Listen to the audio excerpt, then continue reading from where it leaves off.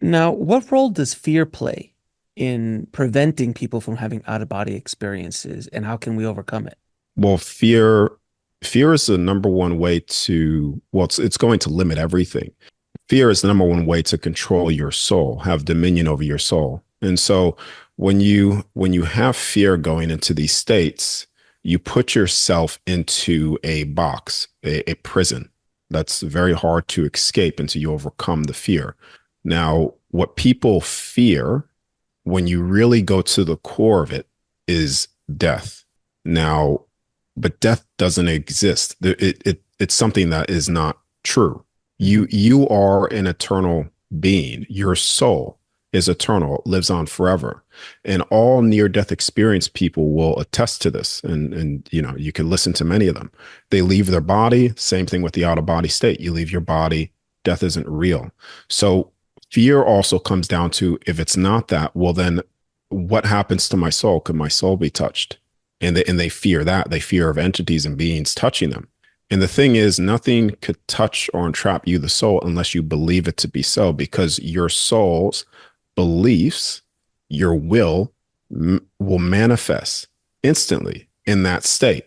So you are untouchable. You are an untouchable soul, and nothing could touch you unless you believe to be so. So this is where beliefs are pretty big too when it comes into this. Mm. So when you've heard of these negative near-death experiences that happen, I've had a few of them on the show. Most of them are very positive or very enlightening. There is no judgment on the other side, things like that. But I do hear of there is people who have negative experiences, hellish experiences, demons, so on and so forth. Is that because of the belief system that they have in the moment that they're dying, that they believe that they have to go through that or that they deserve to go through that? Is that something that translates into out of body experiences as well?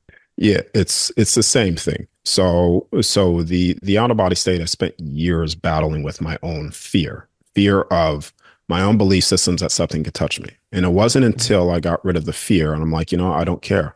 Kill myself if you want to. And I realized, well, you can't actually touch it because I'm an eternal being. And that's when I broke through. You could say I accessed all of these things. Now, with the near death experience people, when it comes to the negative things, you'll find if you hold a strong belief system, a really strong belief system, you create these dimensional spaces. So a dimensional space is similar to a dream. So you're creating a space, you're creating a thought form creation within your field, your own space. So when Mhm. you hold a strong belief system, you will manifest these spaces, these fear-based things. And you'll find, let's just say, for instance, people believe in hell and eternal damnation. Mhm. And they hold that strong belief system. When they cross over, they will temporarily experience that if that is in the core of their belief until they say, I've had enough, please help me. And they reach out and then they access all things again and they break free from it. That's why the fear based things is always temporary until they access the divinity again and the light of everything. And the same thing is with the out of body state as well, you know? So, yeah, nothing could touch you. Nothing could touch or entrap your soul unless you believe it to be so. I just wanted to add with the judgment thing that you brought up as Yes. well, because Yes. this is also one of those belief things as well. People believe that they're going to be judged when Mhm. they cross over, and I've said this before in our other interview, but you cannot have unconditional love with a judgment. And everything there is Yes. on a state of unconditional love. So you're never being judged. The only person that's going to judge you is yourself. And the unforgivable sin is a sin you can't forgive yourself for. And this is where you create your beliefs, your hell temporarily, Mhm. anyways, until you come into forgiveness of self. And then you step back into the state, your pure frequency of unconditional love. And in unconditional love, there is no judgment, just like there you can't have ultimate expression of freedom with a limitation. So that's Mhm. important to say on top of what we were just talking about. But yep, So yeah, yeah. so I'd like to go down the rabbit holes with ancient mysteries and our true origins and also just lost history, lost knowledge. What do you believe that the ancients knew about the nature of reality that we have forgotten? So the ancient past or that past, They knew the construct design. They know this. They knew the celestial bodies. They knew the sun cycles. They knew it all. And this is where the structures were built based off of this construct design. This is why you'll see in a lot of their structures they've mapped out sun from the winter to spring to the summer and back again. They even mapped out as well. You'll find that the sun follows a path of a sort of like an infinity 8 symbol, Hmm. which is 23.4 degrees to the left, of tropical Cancer, tropical Capricorn. So they understood the nature of this place. They understood the multidimensionality of who they were. And you'll find in these pyramids as well, all throughout this realm, because it's not just in Egypt where the pyramids are. It's all through America. It's all through Antarctica, here in Australia. It's everywhere. They were able to basically create certain portal stargate things because they understood the spoken word, the original language too, which is usually done in riddles because words are spells. So they were able to tune the frequency to specific locations within the pyramids and actually speak that frequency, walk through the certain portals, and therefore be in another location. So let's say, for instance, if I'm in Australia, they would go to a pyramid location, a portal.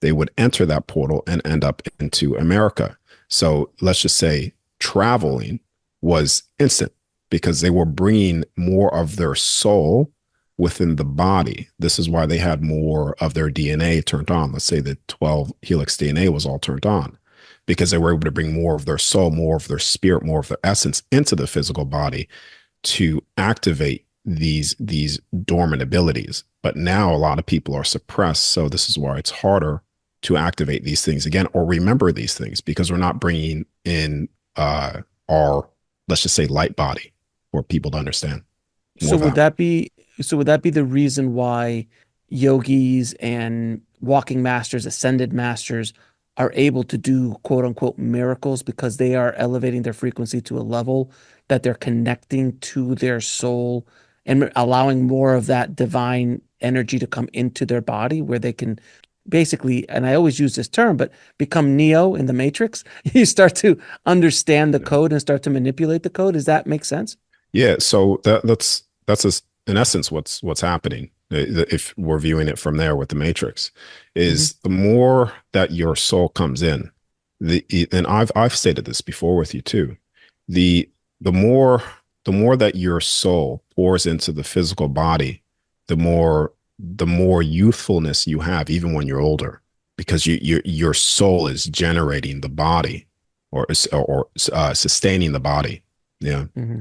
So when a lot of these quotation masters in the past and even now as well, because right now we're in a period where people are remembering who they are, they're getting the full memories back. So in that period of time, they understood the belief systems and the will of the soul. So they understood what you believe in, you will start to create things as well. And this is no different as well, Alex, than the placebo effect as well. Hmm. If someone believes in something strong enough, they will therefore create it. This is why people that have lost their faith in themselves, they put it in someone else. They put Hmm. it in God, higher authority, you, me, whoever. So they put their faith in other people because they've lost it within themselves. And what ends up happening due to that is they end up healing or fixing things in their life.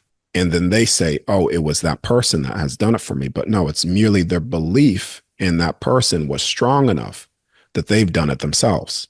You see, so a lot of these masters understood this as well. They understood the power of the word, the power of their frequency, their essence, and their soul coming in. And they understood who they were, how powerful they were, that they are the ultimate authority, just like every other soul. And they were able to reprogram their cells because right now, it scientifically, you could reprogram the structure of water. That which you Hmm. speak, water will take the form of. What is the Hmm. body? It's water, the cells as well. So we could start to reprogram the body and the cells of that which we think and that which we speak. Because what we think and speak, we become no different from what we eat, we become as well. Yeah. So that makes So, sense because the stories you hear of Baba Ji, who's still, according to Yogananda, living in the Himalaya somewhere, has been around for 2,500 years or older, and still living. He, when the stories that you hear of him, he doesn't eat much. He eats maybe a little bit here or there, but food is not a major essence, an issue for him because his soul is completely taken. He has brought all of his essence into his body, or as much as the body can ingest, and yet he mm. doesn't need. He's playing by a different set of rules than the rest of us because he's learned how to play that game with a different set of rules. We're starting to remember that there are other rules, correct? Well, I wouldn't say that he's playing by a different set of rules. I would say he's going back to the people like that are going Originals. back to the original blueprint of Hmm. because biblically, we were living to 500, 900, 1,000 years Exactly. old. Hmm. And that's because food is once you, for instance, let's just say tobacco. So your body naturally produces a chemical when you eat for that aids in digestion that comes from tobacco. Now, a smoker, when they smoke, they shut off these cells to stop producing this natural thing that it was producing naturally. So every time when they eat, they crave a cigarette. Now, let's go into the food. So, Hmm. food, essentially what's happening when you are eating a lot of food, you are suppressing the body's natural ability that it was producing anyways. And you even go back to the original substance of the body, it's fruit. And then you go past that, it's going to be the soul's fueling the body. Yeah. Mm.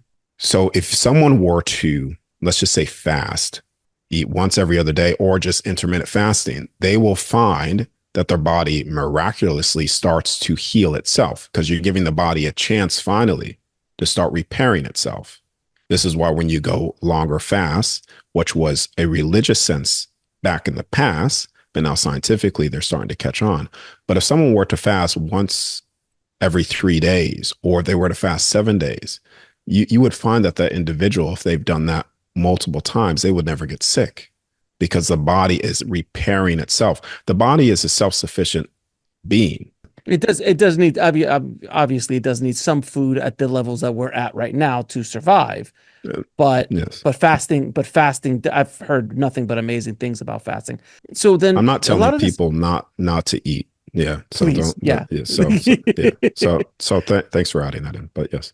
Yeah, absolutely. Because you do need to eat, at least at this level, until we hit enlightenment, we still need to eat some food Yeah. Yeah. Yeah. along the Well, way. I've currently been for I would say through man, it's been a long time, a few years now. Um, I've been doing 15-hour fast every single day, pretty much. Once a meal. Yeah. In- So Interesting. And how's that? And that's working out well for you. yeah. I've been doing that for a very long time. Yeah. Interesting. Just the just I would say a month ago, I even did a three-day fast straight. So Just water. hmm. Yeah, just salt water. Yeah, Hmm. because the salt and water is a helps because the body's like a battery in a sense. So when you drink Hmm. salt water, it helps the body. So Hmm. mm. Interesting. Now, a lot of this ancient knowledge that we're starting to remember, how much of that knowledge has been concealed from us over the years, and who is concealing it, if it has been concealed? I have my suspicions. A lot of information has been concealed through the past, and this is where you get the rewriting of history, and then teaching people that history. Um, the reason for this is because if you were to realize the true past of who we were, then you would return. A lot of people would return back to religion because they would realize there is a form of a, let's just say, quotations, creator, but they want to rewrite the past and uh, um, suppress the past because once you realize the history of the past, then you start to walk back into the truth of the divinity of your soul. You stop living in a sense of just the physical aspects, but you start living from a soul, your consciousness. and you operate from that space, because then you start to realize the multidimensionality of who we actually are. And you could begin to access that as well. Because waking up to that past is also realizing that they were doing the same things in that past to access the other side, the divinity within the physical body here. And this is why all these things are suppressed. So, Darius, let me ask you, with everything you've seen on the other side or in the astral realms, um, when you're in doing your out of body experiences, what knowledge do you have about what's happening to us right now and where we're all going? Because it seems a bit nutty right now. At least that's what the media tells us, that we're getting a little nutty, but you can just sense that there is something happening. There is a lot of change happening and it's happening very fast. I'd love to know if you had any insights or if have you seen anything or been told anything about where we are in its journey and what we have coming up. There are a inevitable events that will happen regardless. One Hmm. of them is a soul is going to wake up regardless to the other side and who they are. Now, that could be through a controlled out of body state. It could be through any other means or even through death. The soul is going to wake up. That is something that is fixed and it is 100% going to happen regardless. Hmm. So there are certain events even here that will play out and happen. One of these is the awakening again to who we are. That's something that's unfolding. In what you're seeing in that path of getting there is the destruction of all the illusions or the control systems that have been put in place to enslave humanity. Hmm. And that has to be exposed, because the closer you get to the source of truth and the light, the bigger the shadow becomes. And Hmm. so the closer you get to it, you're going to see all of these chaotic things playing out. We're in the process of, and I hate to say it, that sounds tacky, the great awakening, but it's more of the great revealing and remembering of who we always were and what this place always was and the creation of it. And all of these things will come to to fruition. This is going back to even the contact at races that have always been here but have been suppressed, and you're getting this leaked information through whistleblowers, through the government agencies, saying that certain extraterrestrial races are here. They're not necessarily extraterrestrial. They've always been here. The different races, the races that look like humans, not Hmm. humans. Yeah. Hmm. So yeah, it's a revealing of everything. Is where we are going. The steps to get there, I don't necessarily know how that unfolds, but I know that is the fixed event marker, the destination of where everything is revealed again. Yeah. So No, which makes sense because I mean, you and I having this conversation, and hundreds of thousands of people watching it sends a pretty big sign that there is a change. Where before something like this would maybe be seen by 5 or 10 people, or you and I would be talking mm, in a hotel, a hall somewhere with 10 people, yeah, coming yeah, in. yes, yeah, Right. exactly. And that's it's just showing you exactly what you said. Is just showing you that information. For instance, you could be speaking the most divine truth of all things, but if people aren't in the consciousness, that state for receiving it, it's never going to be heard. So the simple fact that it's even being heard is showing you that the vast level of individuals within this realm, humanity, Hmm. is waking up to exactly what I just said, to the great Hmm. reveal of everything and remembering who they are. When you're on the other side, have you been shown our past, our origins by any chance? I was showing this, the that this was and I don't want to go into too deep into this Hmm. specifically, but I was showing this, that this was a created playground, a created construct for the soul to have an experience of that which it is not on the other side. And you may ask yourself, people that hear me say that, well, why would I create all the pain and suffering? Well, when you create an experience, a collective experience to experience that which we are not, and something that has never been experienced before, you also create the unforeseen events. Because how could you know certain things would unfold, you see, if it was never Hmm. experienced? When you when you are there completely on the other side, your soul, this is the thing. When people die, they hold grief and pain. They say, "Oh, I'm so sorry," or they're in pain that people die. You shouldn't be um, sad for death. Death should be celebrated because you have no idea of how much joy and fulfillment the people that cross over permanently that they are having because they're accessing the true state again. Let's just say the infinite of creation, whatever they think they can manifest and create and have their experience. They're communicating with all of their relatives, ones that haven't even incarnated here or went through this process. They're all Hmm. there. So when you are there and you are experiencing and have the ability, your soul ultimate authority to create whatever it is that your soul wants to experience, you get bored and then you expand your experience and you create other things. And this is what we've created here to experience this. And this is where we're coming to, you could say, the conclusion of all of the souls collectively, all through here, all of their experiences, all through this construct are being collected through records, information. So, yeah. The concept of the multiverse or parallel realities is something that has started to hit the zeitgeist a lot in the last 5 or 10 years in the mainstream media and so on. From your experiencing from your experiences with OBEs, what is your take on parallel realities and the multiverse in general? Okay.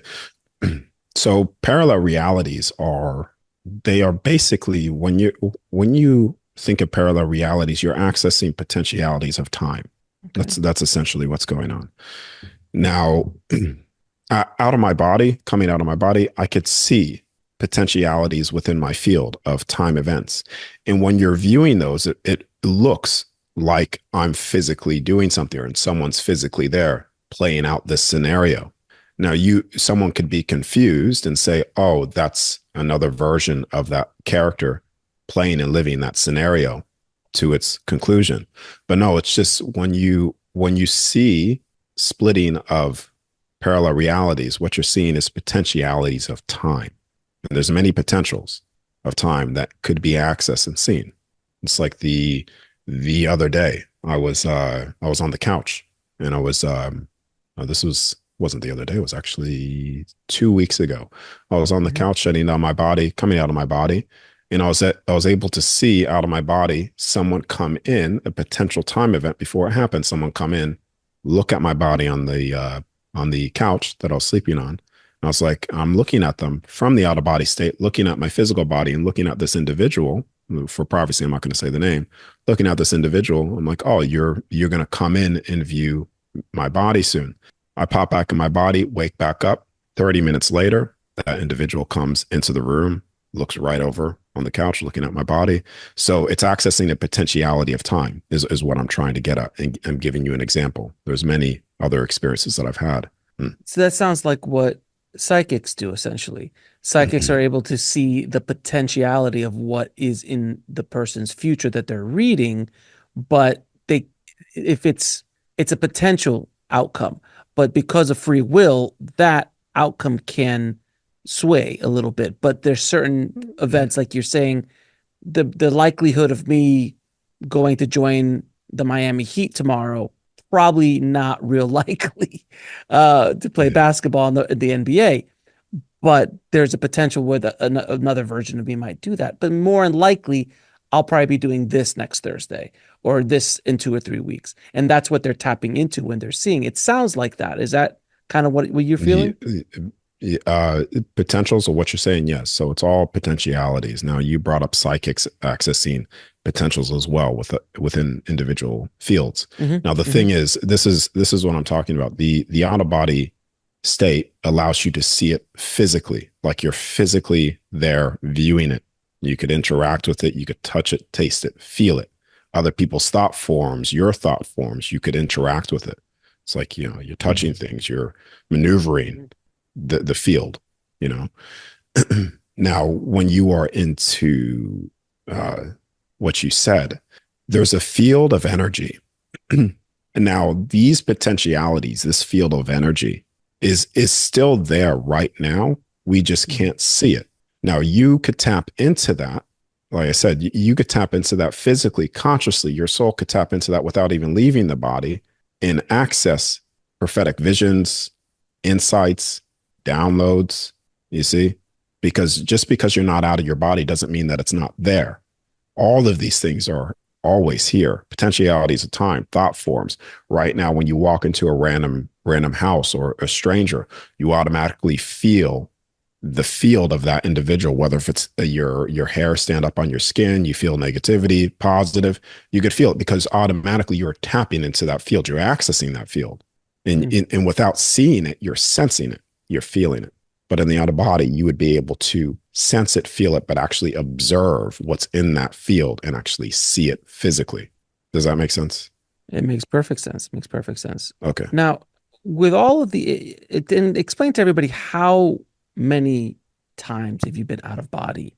How many hours, if you will? I just want people to get a real understanding of how much you're doing this, how long you've been doing this. Well, I say jokingly a lot, hundreds of thousands of times because uh, Hmm.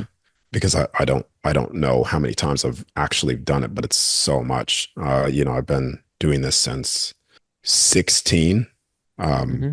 on like it would happen randomly throughout those years, even from childhood. But it Hmm. wasn't until I was in around 17, 18 into 20 is when I started to learn how to get control over it. And at first, I started to do it every single day. And this is where the experience back in Morocco I had, where it was happening every single day, anyways. Hmm. Um, but I started to do it every single day, started to realize that by doing this every single day, all the information that I was accessing at the time coming back into the body, it was sending my body into overload. And so then I started to pull back, once every other day, once every 3 days. And then here I am now doing it once a week. Or if I have a target that I'm trying to access information, I will do it every single day through a week's time until I conclude what I wanted to access, and then I'll take a break and I'll do it again. But it's not even that. I've been doing this for a very long time, but it's also this has awakened a lot of other things within me, like other than just out of body, like my intuition, my ability to tap into things around me, the field of things, the information field that's all around us, you know, very easily as before. Like that was not necessarily as sensitive for me. Being out of body, tuning into these sensations, understanding the feeling of what it is, and then coming back into the body, I'm able to navigate that a lot more effectively. Yeah. How far have you gone out? What is the extent of your travels in the out of in the astral realms? Well, it's not necessarily. I know that you say the astral realm, but it's It's multiple that's realms. a Yeah. yeah, that's okay. That's okay. But it's not necessarily the astral. What I want you to think of the astral, Alex, as a Hmm. dimensional space. It's just Hmm. like your thought form dimensional space. This is what people are accessing when they say the astral. But what I've accessed so far is I've accessed the construct, the records I've seen outside of this place from like God's point of view. And there's an image that I'm not going to share my screen, but there's an image that I could have you share again. It's the one that I've shared on the last interview Hmm. when I It's say, beautiful. Yeah. yeah, God's point of view, seeing the construct of what it is outside of this universe construct, being able to see that. So I've access outside of it, going back to even outside of this place to what people would say is the true other side, completely out. And this is where I said before, when you're there, your soul, you have no limitations on what you could do because you are the ultimate authority. As I said before, your consciousness dictates the universe is not dictating you, so you are able to create whatever it is that your soul desires to experience. So whatever you're thinking here, you could create those spaces on the other side, pop into those experiences without forgetting who you are and your soul's divinity, to have an experience. And then you pop back out into base reality, seeing what's going on with other souls, experience something else, collectively create something with other souls. So yeah, So it's it's mm, pretty trippy. it well, it's not. I could say for your first one would Hmm. be like it's like a near death. Hmm. So, for people like that, it's not necessarily even trippy. It's you just remember again. It's a remembrance of, oh, this is home. And a lot of people desire to go home and they're trying to find it in materialistic things here. But you're never going to take the riches of this earthly realm with you when you leave. Because that's home isn't here. It's Hmm. there. Yeah. This is essentially a really cool Airbnb. You can't take the furniture with you when you leave the Airbnb. Yeah, yeah, you could say that. Yeah, it's a yeah, yes, yes, So when you're that far, and I'm using distance, and I know it's not distance, but I'm using it for people to kind of wrap their head around this. yes, But when you're that far out, um, or away from this reality, and you're starting to see the whole construct of stuff, what is the feeling that you have? I mean, because I've heard do you feel the love, this universal love that I hear so much of in near-death experiences? yes. It's a unconditional love, but I think a better word for it is just acceptance of who I am fully and completely without judgment. Hmm. You see, and that's what you feel because there's nobody judging you on the other side for who you are because they understand, just like they understand themselves, that they have the full capacity to do as they will, just like you do.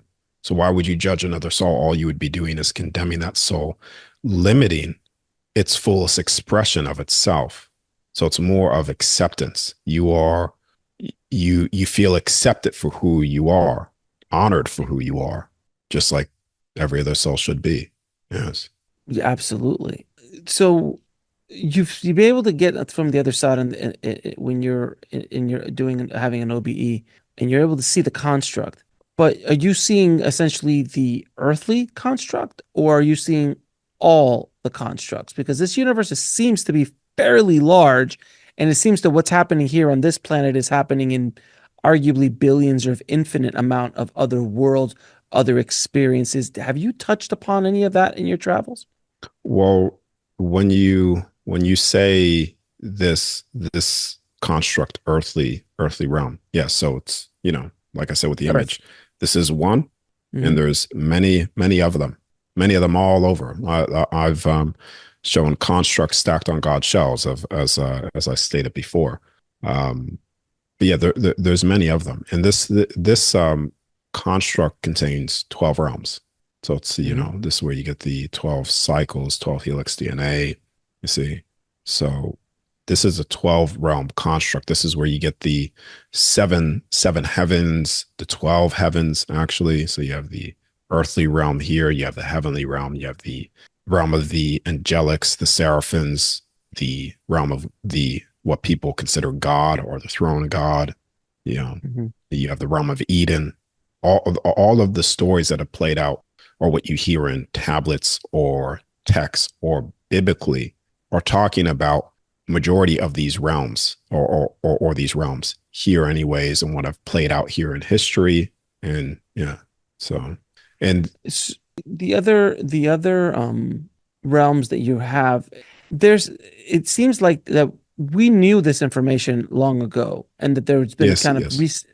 that there's been resets of humanity, like the Great Flood, and things like that, where Mm-hmm. we are kind of like, just forget everything, and we kind of Mm-hmm. start from scratch again. But there's a handful of people who remember everything, and they try to pass it along, try to pass on the basics of civilization, basics of knowledge, basics of understanding, and they pass it along. And that's why, I mean, to my understanding, that's why the Great Pyramid is in better shape than the latest pyramids that were built. It got Mm-hmm. worse as time went on because the knowledge was getting forgotten little by little. It wasn't as fresh as it was when they were building it thousands of years ago. If that makes sense, is that what you understand as well?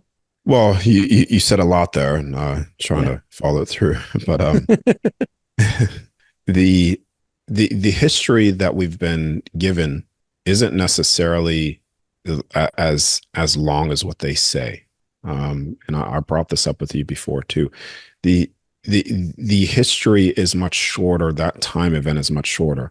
When you get the, let's just say, the fossilization of certain things, or they call it, man, I'm lost for words on this one. It's putrefied. Am I Hmm. saying that correctly? I think Yes. so. I Okay. think so. Yeah. Yeah. Well, people would understand what I'm saying. I'm Hmm. just lost on the exact word. That happens a lot quicker than what people realize. So a lot of these ancient structures, that time period, let's just say when all this information was available, or the reset of things, or the Great Flood, that was quite recent. This is, Hmm. yeah, yeah, Yeah, more. that's I don't have a, according yeah. to the Younger Dryas, or according to I probably didn't. I probably didn't answer your question, but anyways, there yeah, no, we go. but according to like the Younger Dryas, like the concept of the Younger Dryas or the Yuga cycles from India, that there's a 24,000 year cycle. We that last cycle, the darkest time of that would have been 9,600 years ago, which is exactly when Atlantis was supposedly around, according to Plato and so on. And then there was this kind of Mm. like a reset around that time. It wasn't that long ago. In the grand scheme of this planet, it's a blink, really. We've Yeah, yeah, we've yeah. been Well, around really I for would a even blink. say, yeah. I wouldn't even say it was that many years ago. I would say more of I'm just gonna stretch it on the farther end, not the shorter end. So I'm not sort of like, breaking people like Hmm. getting them. But I would say 2,000 years, 1,000 years. And that's gonna be the far stretch that I would go before all of the recent catastrophes happened. Yeah. So Interesting. Um, Now I've heard you talk about sleep paralysis. What is your view on sleep paralysis, and how is it connected with out of body experiences? well, sleep paralysis is your gateway to the other side. Can you And explain? yeah, so when you're in a state of sleep paralysis, you need to understand where you're at in the process. Once you're in sleep paralysis, this is a state where your body, your brainwave, is in a delta state and it's shutting down. And the electromagnetic field of the body is also not as strong. So the electromagnetic field is what glues the soul in. When you are able to lower this field, what happens in sleep paralysis? If you stay calm in that state, you could freely exit the body. And when you leave the body will even dip down a bit further because now you're taking the soul out, but you're not going to die. Yeah. Mhm. And this is where the whole fear thing kicks in because when you're in sleep paralysis, you feel like you're dying. And because you feel like you're dying, and then you leave the body and you're like, holy crap, I'm out of my body. My soul is physical. I'm seeing my physical self, my physical body on the bed. I'm actually dead. And then because once you end up leaving through the sleep paralysis state like that, what happens when you get too excited or too fearful? The body is still has this electromagnetic field. Same with your soul. So let's say, for instance, your soul is on the bed. You start to come out. Your soul has this electromagnetic field. Same with your physical body. Same with your soul.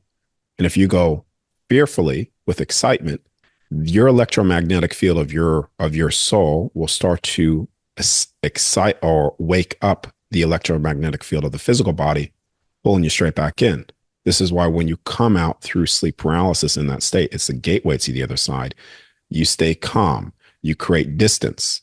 And when you create distance from the body, this is where if you are fearless, which you should always be fearless because nothing can touch your soul, it's untouchable, then this is where you start to access records, information. You start commanding your space of that which you want to access, and you start to access that information. And this is I want to make this clear too, Alex. This is not just me saying this now. This is all also through the countless successes that people have had through doing this as well, through just practicing simple principles of that which I teach. You know, so So when you say accessing records, what are mm. you talking about? I mean, the Akashic records. What kind of records are you talking about? so there's you can access your soul records, what people call the Akashic. Hmm. And your soul records are your soul records, what you have done in the past, everything, every experience that you had is within your soul records. Right now, you, me, and everybody right here are in their greatest um, um, form right now in forgetfulness. So Hmm. everything that you're doing You are the accumulation of everything that you've experienced here right now in forgetfulness. But when you access the soul records, you start to get information of why you start doing things why you start doing things the way you do things here, act the way you act, think the way you think, etc. And so you're accessing everything, and you could start to view your records as almost like a hologram, for instance. Like you could actually see yourself playing things out in a particular time, in a particular area, and actually see yourself doing things. This is also where it goes into the life review as well, which I was given one. This was years ago, and when I started actually doing this work, it's the reason why I started doing this work, which is through my Uncle Bob showing me things that I was doing here, certain scenarios. Like I was actually seeing things that I was doing here, withholding love, doing certain things, and getting a short life review. And then this is where I started to go, okay, well, what do I end up doing? And he said, well, waking people up to the other side. It's considered the great work. And that's what I started doing. That's the whole reason why I've even stepped up, because I know what awaits me on the other side. I know I know what I do here matters. And I know also the steps that I take and the things that I do in integrity for the information and integrity for myself is very important, because when I leave, I'm the one that needs to look at myself, and same with every other soul. And this is what I was talking about before, Alex, is that when you see things and you wake up to the records of your soul Mhm. records, your life review, and the other records that I'll get into, you start acting in accordance to the best of your ability of that which you would do when you're on the other side. Mhm. The highest frequencies is unconditional love, integrity, and authenticity. Those are the highest frequencies. And when you step into that state, you are actually there in that state of unconditional love. This is the stuff that starts to repair your soul, well, in a sense. Like it's like you're back home again. You could Mhm. feel it. It starts to repair the body in a sense too, because frequency targeted at the body, or certain things that you listen to, will start to break down things within the body, or your field, your electromagnetic field will start to get lower. And this electromagnetic field, when it's low, starts to create a lot of the illnesses and diseases within the body.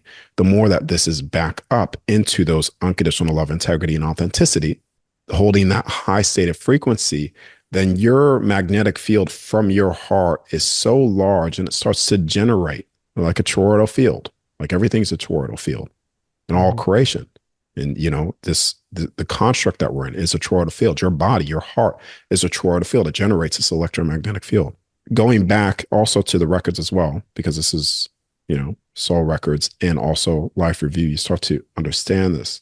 You could also access the particular records of the construct, which is called the universal records, or the universal records of everything, which is accessing certain records within the construct and even outside other experiences. And this is where you will find certain halls, doorways, and passages to the heavenly records, the construct records, the halls of Amente records, the realm of Eden records.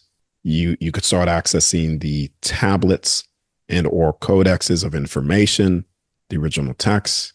And so you're accessing, I'm not necessarily saying that I've accessed all information of all there is, because there's so Mhm. much information.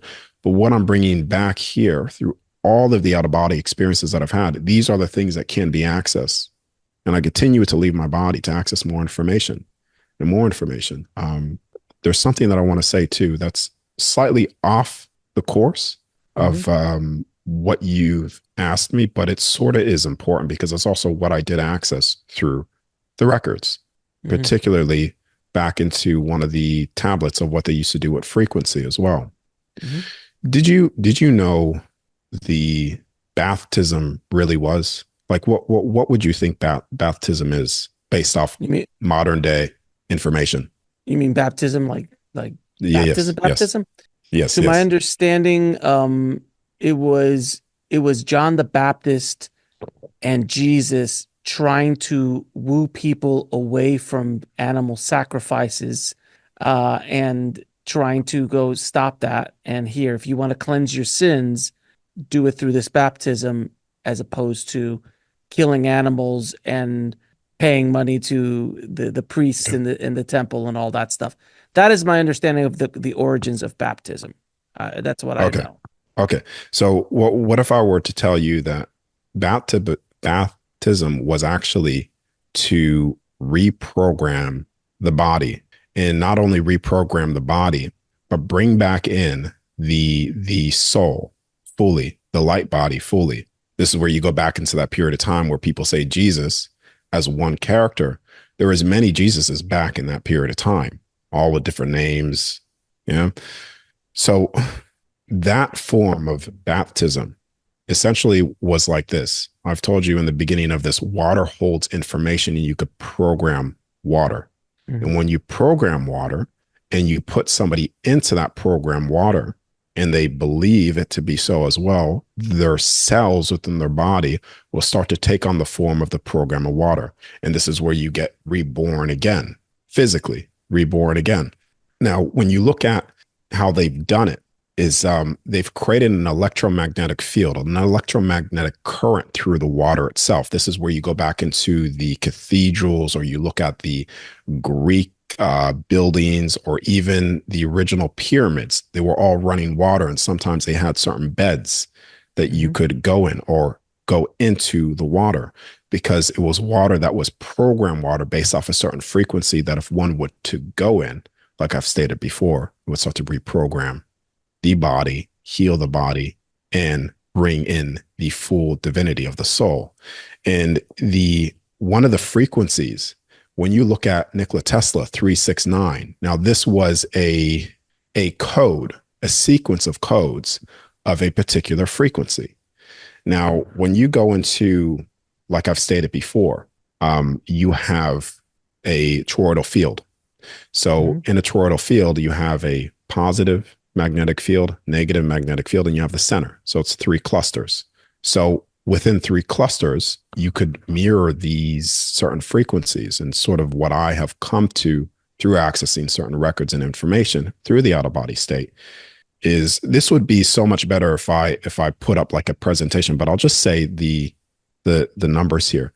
For instance, you have 111 equals 3, 222 equals 6, right? And then you have 333 equals 9. Those are three clusters of frequencies targeted into water from one angle, and the water spinning. Then you have another set of frequencies, right? So you have 3 again. So you have 444. When you add up all those 3 fours, that comes to 3. 555. You add up all the numbers, it comes to 6, right? 666 comes to 9. Well, when you add them all up, you're going to get the double digits here. But when you add those double digits, you'll see it comes to those Mhm. numbers. That's a 3 clusters again, frequencies into water. Okay. Then you do another one. You go 777, 3, 888, 6, 999, 9. And then this is where you start to create this three clusters of frequencies of 3, 6, 9 through water. With water having an electromagnetic field, you can start to program the water through your thought forms as well, speaking into it, structuring the water, creating a template for then the body to go into to start to re, you know, bring it back to a pure state. Energy, frequency, and sound, you start to reprogram things. But anyways, that may not make a lot of sense for some people because it's not really a lot of context behind it in terms of me showing a presentation or really detailing it. But I'll just Mhm. share that here of things that I've accessed related specifically to what are certain things within records. If it's just records, well, what are certain things that you could bring back? Mhm. That's one of many things that I've come to and things that I'm writing down and still targeting to access more information.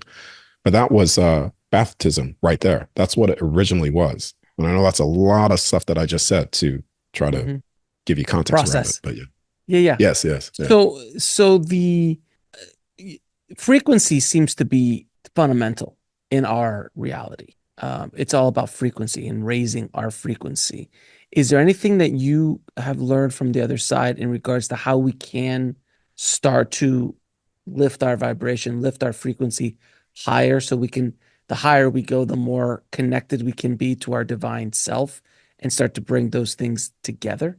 Yeah, well, I've said it. You step into a state of unconditional love, and Mm, you cannot have unconditional love with a judgment.